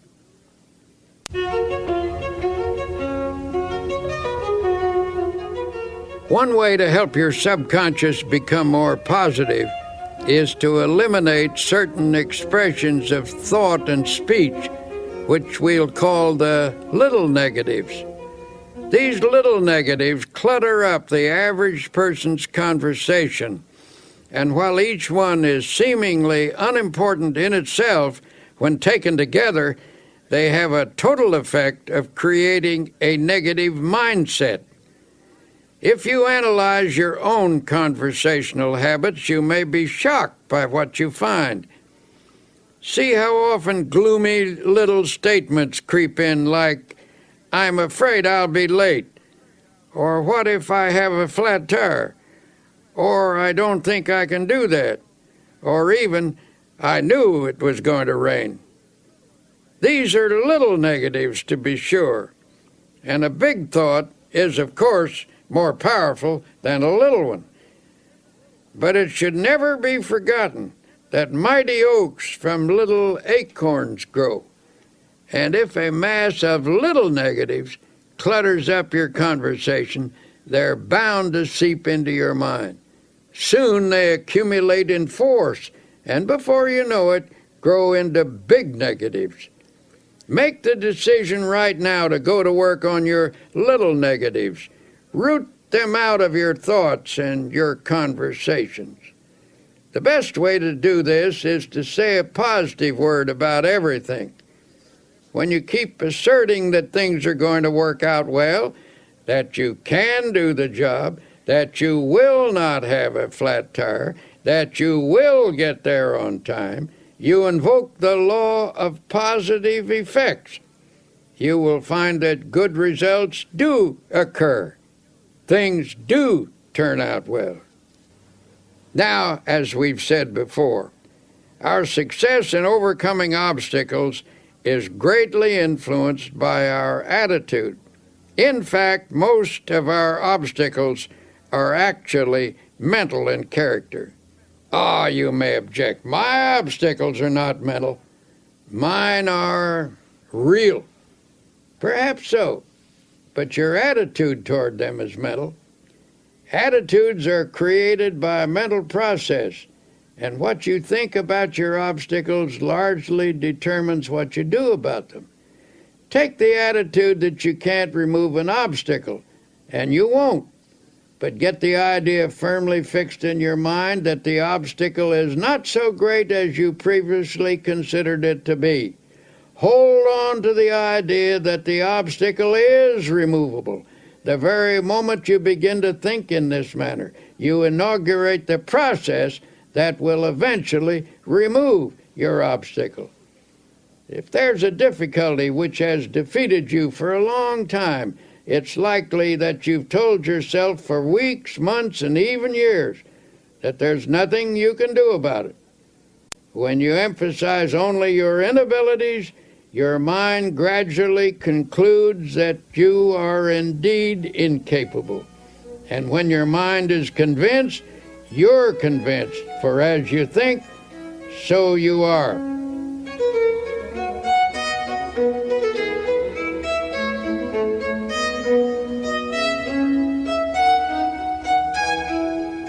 Armed with a new attitude, now take another look at that obstacle that's been bothering you. You will find that it isn't so formidable as you thought. Say to yourself, the rough is only mental. I think victory, I get victory. Remember that formula. Write it on a piece of paper, put it in your wallet, stick it over the kitchen sink, put it on your dressing table and on your desk. Keep looking at it until its truth permeates your whole mental attitude, until it becomes a positive obsession. I can do all things through Christ who strengthens me. What may seem to be a difficult proposition is hard or easy depending upon how we think about it. Some of America's greatest thinkers tackled this question of attitude, and each came to the same conclusion. Ralph Waldo Emerson believed that the human personality can be touched with divine power, and through this channel, greatness is released.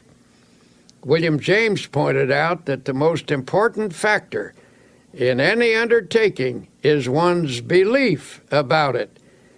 And Henry David Thoreau told us that the secret of achievement is to hold a picture of a successful outcome in mind.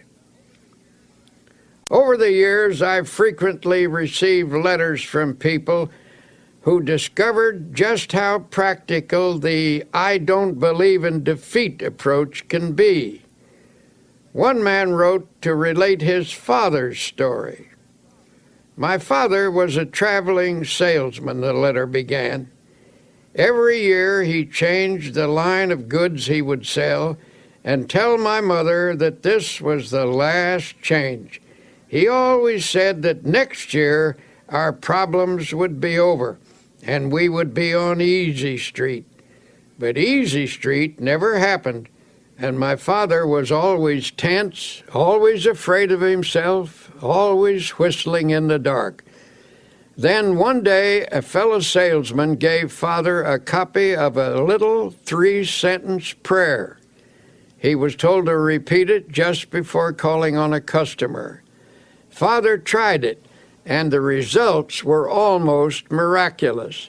He sold 85% of all the calls he made the first week, and every week after that the results were wonderful. Some weeks his percentage ran as high as 95, and Father had 16 weeks in which he sold every customer he called on.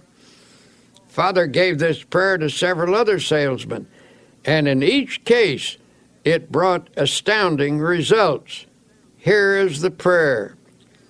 I believe I am always divinely guided. I believe I will always take the right turn in the road.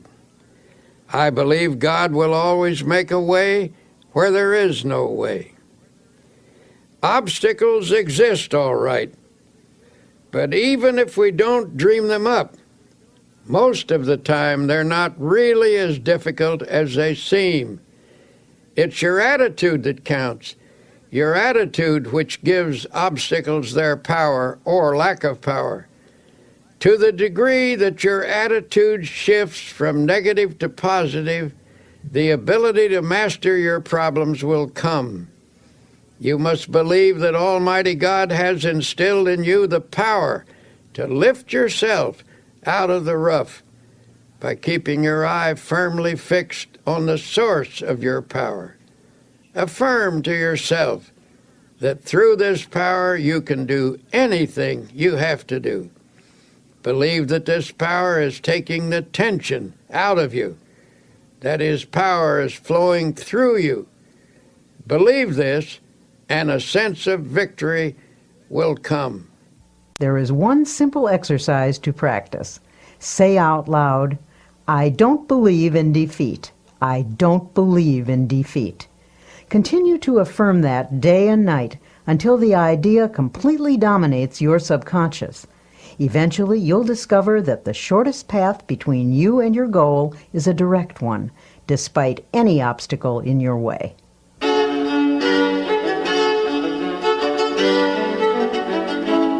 Here you will discover the practical secrets that can lead to a life in which dreams are achieved and expectations are fulfilled. As Dr. Peale says, life cannot deny itself to the person who gives life his all. So, as you listen, keep in mind your most burning desire. Surely there's a way to make it come true. Have you been trained to believe? Are you convinced that you can successfully complete any task you set for yourself? Or are you a doubting Thomas? Do you shrink from even hoping for the things that you would love to accomplish. When you begin something, what do you really expect to happen? If you haven't been doing too well at achieving your goals, perhaps it's time to examine your expectations. It was William James who said, "Our belief at the beginning of a doubtful undertaking is the one thing that ensures the successful outcome of the venture." Rule number 1, when there's something you want, learn to believe. The Bible teaches a technique for obtaining spiritual power, a method which emphasizes how a person can make something of himself. When released, this power can provide one of the greatest forces in human nature: belief, positive thinking, faith in God, faith in other people, faith in yourself, faith in life. This is the essence of the technique. If thou canst believe, it says, all things are possible to him that believeth. If you have faith, nothing shall be impossible unto you. According to your faith, be it unto you. Believe, believe, believe. So it drives home the truth that faith moves mountains. For those who are serious about getting the best out of life, I will once again suggest that you read the New Testament. Notice the number of times it refers to faith. Select a dozen of the strongest statements about faith, the ones you like the best, then memorize each one. Let these faith concepts drop into your conscious mind. Say them over and over again, especially just before going to sleep at night. By a process of spiritual osmosis, they will sink from your conscious into your subconscious mind, and in time, they will restructure your basic thought pattern. Believe that you are experiencing this upthrust of force. You will be amazed at the lifting power you will receive.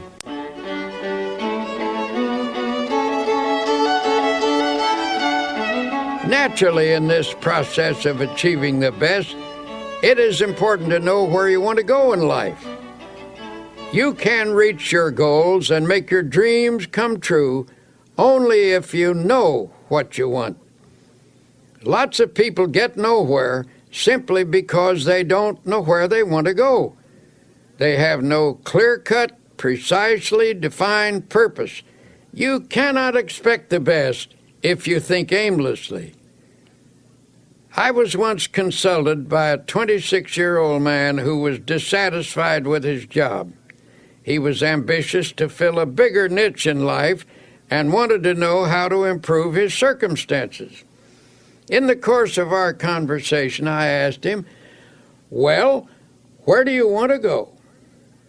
The young man replied hesitantly, "I don't know exactly. I've never given it any thought. I only know that I want to go somewhere other than where I am."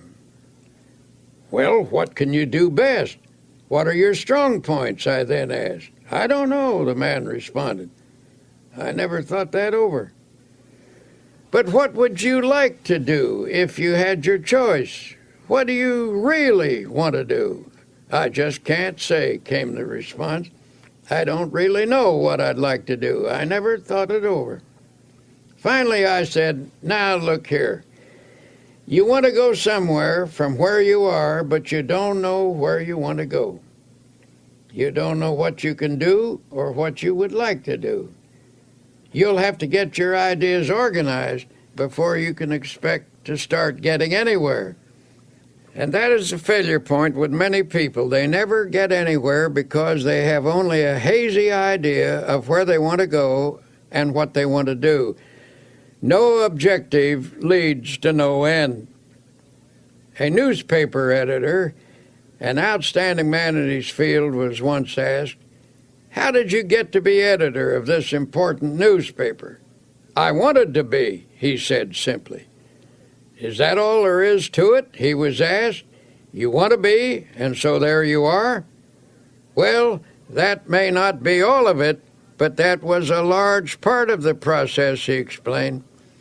I believe that if you want to get somewhere in life, you must make a clear decision about what you want to accomplish. Be sure it is a sound objective, then photograph this goal on your mind and hold it there. Work hard, believe in it, and the thought will become so powerful it will tend to assure its own success. I've found that there's a deep tendency to become what your mind pictures, provided the objective is sound and you hold the mental picture strongly enough. Then the editor pulled a well-worn card from his wallet and said, I repeat this quotation every day of my life. It has become my dominating thought. Here's what the card said. A man who is self-reliant, positive, optimistic, and undertakes his work with the assurance of success magnetizes his condition. He draws to himself the creative powers of the universe. It is indeed a fact that the person who thinks with positive self-reliance and optimism does magnetize his condition, and this releases power to attain a goal. Over and over again, we've seen that what the mind profoundly expects, it tends to receive. Think about that. Perhaps this is because the thing that you expect is what you actually want. Unless you want something deeply enough to create a dynamic atmosphere of positive factors, your desire is likely to elude you. Now here is a great law to meditate upon. Faith, power, works wonders. Those 4 words are packed with dynamic and creative force. Hold them in your thoughts. Say them over and over again. Say them until your mind accepts them, until you believe them. Faith, power, works wonders. You can overcome any obstacle. You can achieve the most tremendous things by faith power. And how do you develop faith power? As I've said before, the answer is to saturate your mind with the great words of the Bible. Spend 1 hour a day reading the Bible and committing its great passages to memory. The change in you and in your experiences will be little short of miraculous. Just one section of the Bible will accomplish this for you. Chapter 11 of Mark contains one of the greatest formulas in the book. It's this: have faith in God.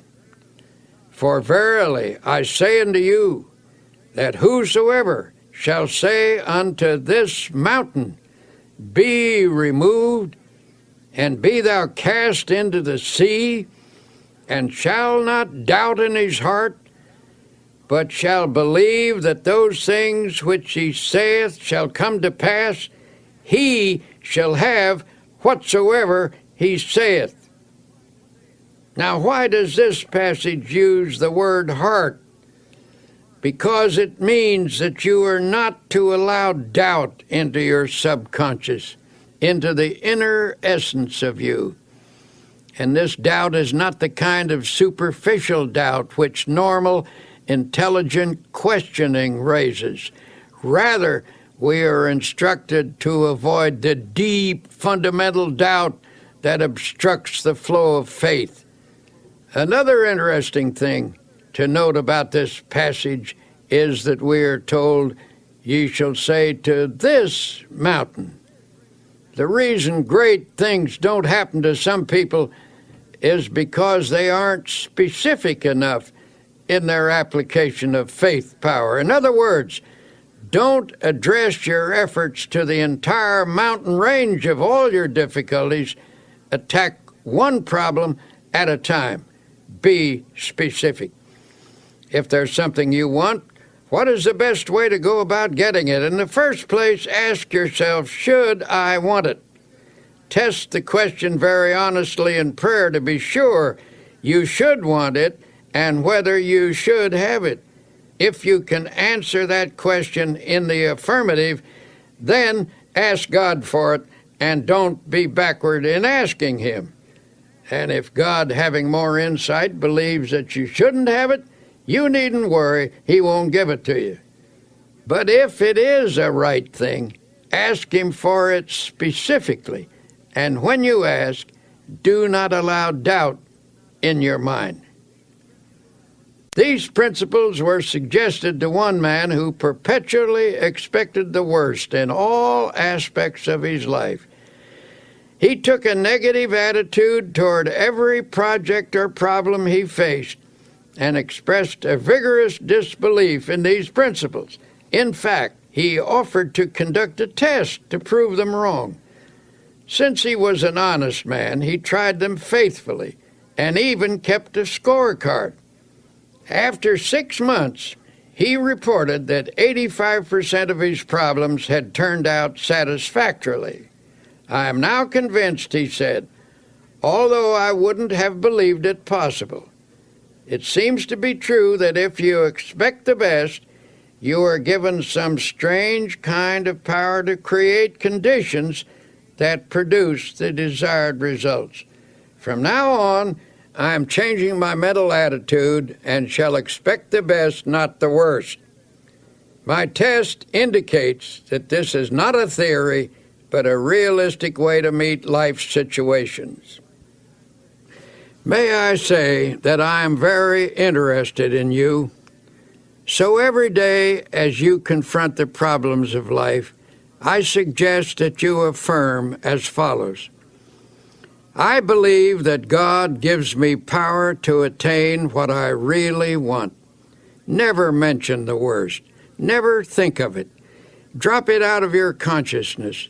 At least 10 times every day, repeat to yourself, I expect the best, and with God's help, will attain the best.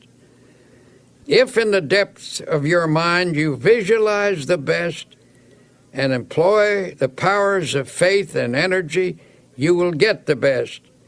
If with all your heart, that is the secret. If with all your heart, that is to say, if you reach out creatively toward your heart's desire with your entire personality, your reach will not be in vain. So expect the best. Never think of the worst. Drop it out of your thoughts. Let there be no thought in your mind that the worst will happen, for whatever you take into your mind can grow there. So take in only the best. Nurture it. Concentrate on it. Emphasize it. Visualize it. Prayerize it. Surround it with faith.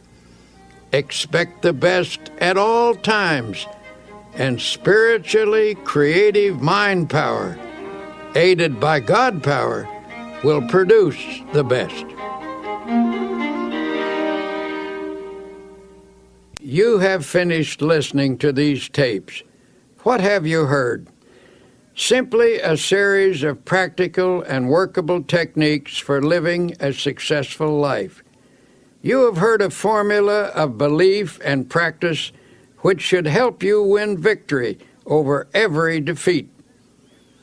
Examples have been given here of people who have believed and who have applied the suggested techniques. But listening is not enough. Now please go back and practice each technique. They have been tested in the laboratory of spiritual and practical experience. When applied, they will work for you as they have worked for many. We may never meet in person, but through these tapes, I feel we have met. We are friends and partners, so believe and live successfully. Thank you, and best wishes always, Norman Vincent Peale.